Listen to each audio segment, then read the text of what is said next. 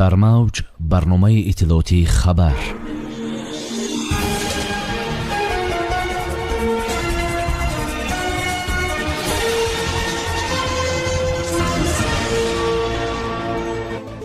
украина нахустин бор дар тоҷикистон намоишгоҳи таҳсилотӣ баргузор кард.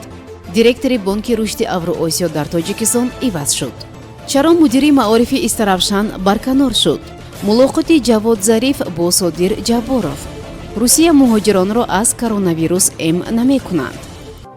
дар тоҷикистон бори нахуст намоишгоҳи таҳсилотии украина стади ин украин баргузор гардид. намоишгоҳ дар донишгоҳи аграрии тоҷикистон ба номи шириншоҳ темур бо иштироки 90 нафар намояндаи вазорати маориф ва илми украина ва муассисаҳои таҳсилоти олии касбии он бо роҳбарии вазири маориф ва илми ин кишвар Сергей Шкарлет доир гардид. намояндагони муассисаҳои таҳсилоти олии украина аз муассисаҳои таҳсилоти олии ҷумҳурии тоҷикистон дида намуда дар самти ба роҳ мондани ҳамкории дуҷониба ва вусъат бахшидани муносиботи минбаъда табодули назар намуданд, менависад вебгоҳи вазорати маорифи тоҷикистон. ҳамчунин байни муассисаҳои олии украина ва тоҷикистон якчанд созишномаҳои ҳамкории байни донишгоҳӣ ба имзо расониданд.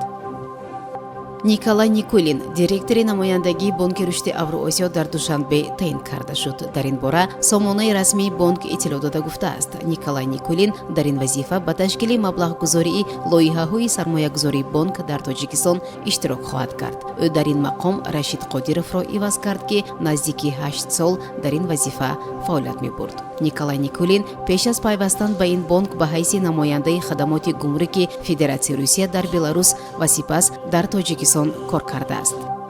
диловар азимов, мудири идораи маорифи шаҳри Истаравшан барканор гардид, гузориш медиҳад Парсуде дар истинод ба топтичи.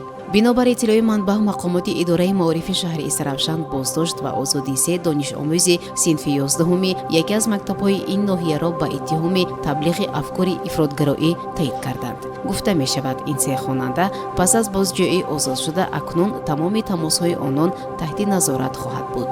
дар бораи иттиҳоми ин 3 донишомӯз, ки афкори чӣ гурӯҳеро таблиғ мекарданд, иттилои дақиқ дар даст нест, аммо волидайни яке аз онон гуфтааст, ки ин 3 нафар дар бораи навори видеои гурӯҳи фаъолияташ дар Тоҷикистон мамнӯи 24 дар интернет ибрози назар карданд.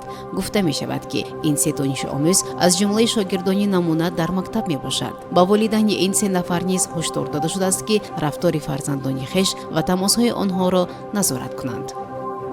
вазири корҳои хориҷии Эрон баъд аз мулоқот бо президенти ҷумҳурии Ӯзбекистон дар чорчӯби сафари минтақавӣ вориди Бишкек шуд. Муҳаммад Ҷаводи Зариф бо вазири корҳои хориҷӣ ва президенти ҷумҳурии Қирғизистон мулоқот кард. нахуст вазири корҳои хориҷии Эрон Муҳаммад Ҷаводи Зариф бо Руслан Қазоқбоев, вазири корҳои хориҷии Қирғизистон дидор ва гуфтугӯ кард, иттилоъ додааст хабаргузории Форс. гуфта мешавад, ки Муҳаммад Ҷаводи Зариф дар дидор бо ҳамтои қирғизистонӣ ноамнӣ ва бесуботӣ дар Афғонистон ва густариши ифротгароӣ ва терроризмро таҳдидҳои муштарак дар минтақа хонд. Муҳаммад Ҷаводи Зариф бо ишора ба равобити амиқ ва таърихи фарҳангӣ ва тамаддуни байни мардуми Эрону мардуми минтақаи Осиёи марказӣ изофа кард, ки имкон баҳрабардорӣ аз шароити минтақа барои густариши тавсеяи иқтисодӣ ва дастрасии Қирғизистон ба обҳои байналмилалӣ ва транзити манофеи муштараки Теҳрон ва Бишкек аст. сипас вазири корҳои хориҷии Эрон бо президенти ҷумҳурии Қирғизистон дар Бишкек дидор ва дар мавриди густариши муносибатҳои дуҷониба гуфтугӯ кард. дар ситоди фаврии мубориза бо коронавируси Русия ба суоли рӯзноманигорон дар бораи эҳтимоли эм кардани муҳоҷирони дар ҳудуди кишвар қарор дошта аз коронавирус посух доданд. кормандони ташкилот таъкид карданд, ки феълан танҳо шаҳрвандони Русия метавонанд худро аз коронавирус безарар гардонанд. дар ҳамин ҳол ситоди фаврӣ нагуфтааст, ки оё дар оянда чунин имконият ваксин задани муҳоҷирон фароҳам оварда мешавад ё не. феълан дар ҳудуди Федератсияи Русия танҳо шаҳрвандони кишвар ваксина карда мешаванд, гуфтааст намояндаи ситод. шунавандагони гиромӣ, ин буд барномаи иттилоотии хабар. ҳоло бошад шуморо бо вазъи обу ҳаво ва қурби асъор барои имрӯз санаи 7 апрели соли 2021 шинос мекунам. мувофиқи иттилои обу ҳаво санҷон, имрӯз ҳаво дар шаҳри Душанбе офтобӣ буда, баъди нисфирӯзӣ эҳтимоли борон боридан аст. ҳарорати ҳаво аз 10 то 18 дараҷа гарм мешавад. дар шаҳри хуҷанд ҳавои офтобӣ пешгӯӣ карда шуда ҳарорати ҳаво аз 13 то 20 дараҷа гарм мешавад. дар шаҳри панҷакент ҳавои офтобӣ ва боридани борон пешгӯӣ карда мешавад. ҳарорати ҳаво аз 8 то 17 дараҷа гарм мешавад. мувофиқи иттилои бонки миллии тоҷикистон қурби расмии асъор нисбат ба сомонӣ барои имрӯз чунин муайян шудааст.